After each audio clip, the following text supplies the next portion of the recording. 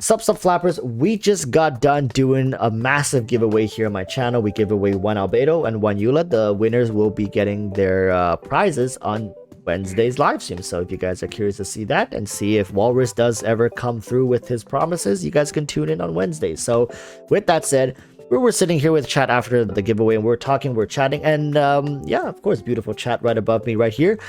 We stumbled upon the discussion of whether or not we think there will be variations of existing characters in the future, either through events or through redesigns, right? The conclusion I personally came up with is like, when it comes to these kind of revamped characters, I don't think they're going to be coming, if coming at all. They're not coming anytime soon. And when I say anytime soon, I mean within the next 2 to 3 years at the very least. So why am I saying that?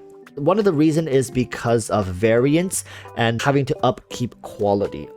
Because comparing Genshin Impact to other games of its kind, Genshin has this level of polish to it, and whether people want to argue that, well, the game may be polished and visually is pleasing, combat could be well balanced and feels engaging, but there's no content to play it on, we're not talking about content, all right? Please disassociate from that for now, and let's just objectively look at Genshin as a visual and hands-on combat experience. Let's just say the truth that we all believe, which is it's a phenomenal game in that regards. I don't think any game of the same category can even come close to what Genshin currently has to offer. And with that said, this level of quality has to be sustained through different variations of said character. An example I gave earlier to chat was, imagine if Santa Albedo came out. Still Albedo, same voice actor, and now are we going to be making any changes to it? Is he still going to be a Geo sword user? If so, then that would just be a skin, right? So of course we're going to have to make some adjustments. You can keep him as the same element. You can change his elemental skill and his burst skill, but he's still Geo, still uses a sword. Essentially a new character kit, but he's still Albedo. So in a sense, you're getting half a new character, right? We can change his element and his weapon, or we can just change his element and not his weapon, or we can change his weapon but not his element. There are many ways miHoYo can play around with this alteration with Albedo, but at the end of the day, it's still Albedo, right? For whales, leviathans, or whatnot, unless you're a hard simp for this character, it's hard pressed to say like, oh, you're gonna go crazy for this person, because if you already have a C6 Albedo, you'll be like, well, you know, it's just Albedo. Let's see how practical this character is. Then people might get influenced by that. Then it stops about being variance on the character, and it's about power level and relevancy to the meta. So why not just the new character, right? So personally, I don't think it's going to happen because Genshin just has too high of a quality standard for something like that to ease its way into the game. I could be, of course, completely wrong, and this could come sooner than I anticipated, if at all, right? With that said and done, we also talked about the Fatui Harbingers. Now, this is a tricky one because I've talked about this in the past and my stance on it has not changed, even though one of the Harbingers are, I guess, one of the Harbinger is no longer with us. Please, moment of silence for the lady who is no longer with us, Madam Harbinger.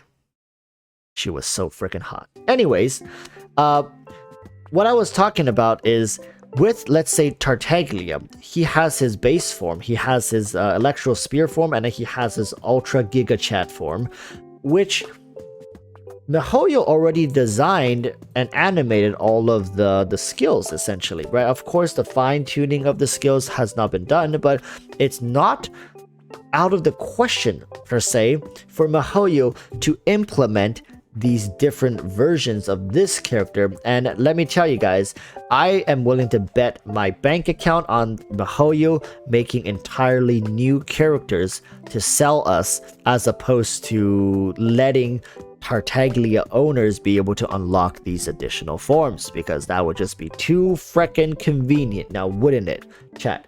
Would you agree? If there's one thing all Genshin players can agree on is miHoYo will always do the most greedy thing that's possible. So the most greedy thing possible is, of course, they're going to design a new thing, maybe fine-tune the numbers a little bit, because they're already got all the animations done. They'll just slap it on, fine-tune the numbers, and sell it as a new character.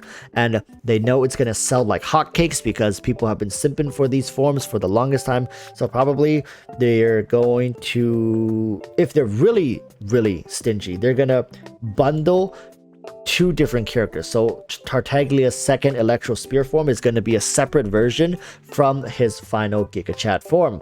But if they're, if they have some form of humanity left in their dark souls, they will use it as one character. So when you're in your base form, you can be the spear form, and then when you use your burst skill, kind of like Razor, kind of like Raiden Shogun, kind of like Ito and whatever, you turn into the Giga Chat form, right? That would be amazing. I would love for that to be the case, but I digress. My point is, if we're looking at variants in characters, expected more from a special cast of units like the Harbingers, because they are equipped canonically with the skill set to be able to transform, as opposed to more traditional gacha games that offers characters in special seasonal outfits with different weapons and just small touch-ups. Now, like I said, miHoYo can very well do that because they know they can still edge out a couple dollar bills here and there.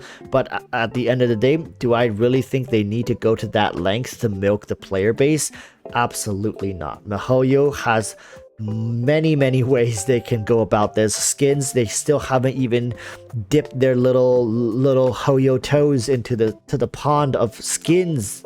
I guess it's the ocean of skins, right? There's so many ways for them to monetize, because whenever we talk about miHoYo business decisions, implementations into the game, it's always about monetization. How are they going to monetize it?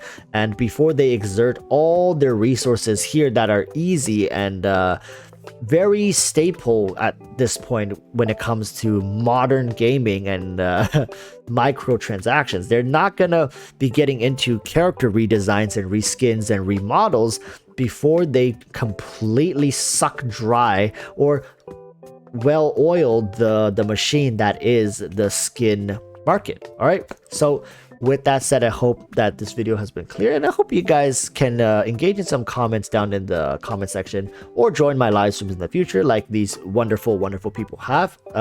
Yeah, please, what do you guys think? Do you guys think they're gonna try reskinning characters and rebrand them, resell them to the community with C6? Leaves a weird taste in your mouth, right? Just saying it, be like, miHoYo, that's like a Elon Musk tweet level kind of fuckery you're doing to yourself if you go forward with that. So we'll see. All right, only time will tell. And miHoYo, I heard they hired a new PR team in the West at the very least. So hopefully no more shenanigans. All right. Until the next time, hope you all stay safe, and peace. Bye.